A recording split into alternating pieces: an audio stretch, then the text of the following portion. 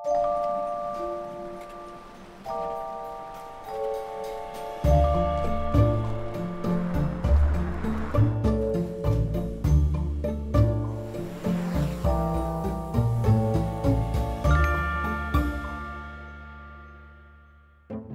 la belle église qui a pour patron Saint-Patrice sur la rue La Fontaine.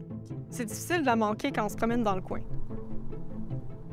Pour découvrir cette histoire, je me rends à un moment charnière du développement de Rivière-du-Loup, où la seigneurie va commencer à changer de visage. En effet, après la conquête, Rivière-du-Loup, comme toutes les possessions françaises en Amérique du Nord ou presque, passe aux mains des méchants britanniques. Il y a un endroit mystérieux qui s'appelle Pointe-à-la-Grue. Pointe-à-la-Grue, c'est un lieu-dit qui se retrouve sur aucune carte aujourd'hui, mais qui fait référence à une particularité topographique de notre rivage. Ça arrive souvent que les noms de lieux se perdent à travers les siècles. Fait intéressant, les îles et les rochers des rives portent souvent des noms et sont identifiés sur les cartes anciennes, car c'est important pour les navigateurs de connaître leur emplacement par cœur afin d'éviter les naufrages.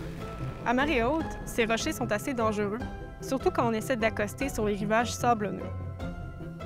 C'est vraiment plus après la conquête que des efforts seront déployés pour les développer et que les colons s'y installeront de façon permanente. Pour se donner une idée, il y a juste 3 censitaires dans la seigneurie de Verbois et aucun sur le territoire de Rivière-du-Loup, donc ça fait un peu dur. À l'époque, on construit un moulin à farine à l'est de la rivière, en bas de l'actuelle côte Tachée, mais les débuts de la colonisation sont très lents. Rivière-du-Loup, pour les autorités coloniales françaises, c'est surtout un bon endroit pour faire la traite des fourrures avec les Autochtones qui s'y arrêtent chaque saison.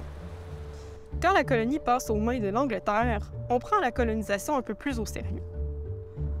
La seigneurie est d'abord acquise par James Murray, premier gouverneur civil de la province, donc un monsieur bien important.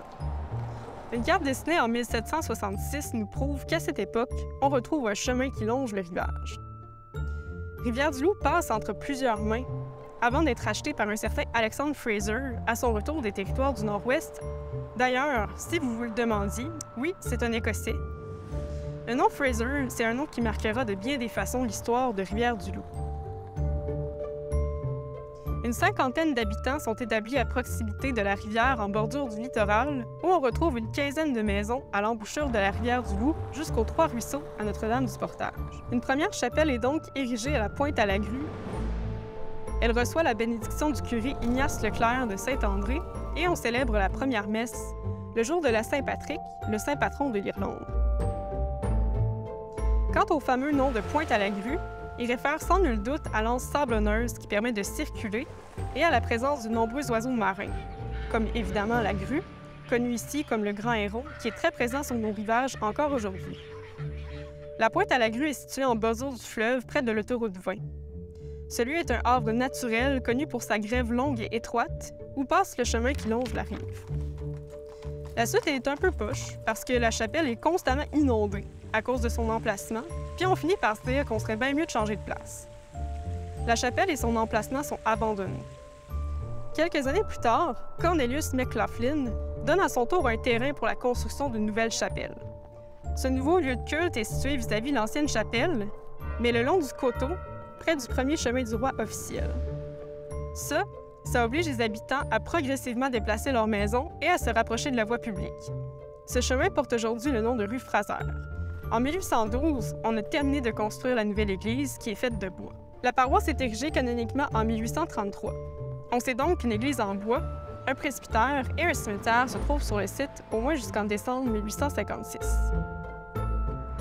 Mais les choses vont changer. Alexandre Fraser, pendant tout ce temps, il concède plusieurs lots sur son domaine seigneurial et un nouveau noyau villageois s'est tranquillement développé autour.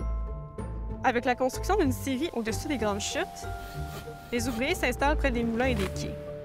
Bientôt apparaît un faubourg, près de la rivière, qui attire de plus en plus d'activités commerciales et forme bientôt un noyau villageois. Le problème, c'est que l'église paroissiale catholique s'élève à l'ouest, dans le secteur agricole moins peuplé. Les villageois militent pour rapatrier l'église, qui est trop loin selon eux. Rappelez-vous qu'on va à la messe vraiment souvent dans ce temps-là.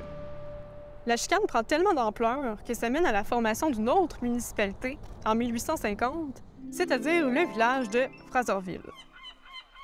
L'église de 1812 est finalement détruite et on utilise le bois de la chapelle pour bâtir la sacristie de l'église Saint-Patrice. Elle est construite au cœur du quartier des affaires et du domaine seigneurial, sur un terrain donné par le seigneur William Fraser. L'église Saint-Patrice est donc le troisième noyau religieux de Rivière-du-Loup. Le nom du lieu-dit de la Pointe-à-la-Grue s'est peut-être perdu avec les années, mais il est intimement lié à l'histoire de la paroisse Saint-Patrice. Son nom n'est pas anodin et il n'a pas été choisi au hasard. Les gens se sont directement inspirés de leur environnement, de leur histoire et de ce qui les entourait pour le définir. C'est pourquoi les lieux-dits sont importants et doivent remonter à notre mémoire. Les lieux que j'habite me parlent et me transmettent d'importantes leçons sur notre passé, sur les gens qui ont façonné ce qui est aujourd'hui notre territoire.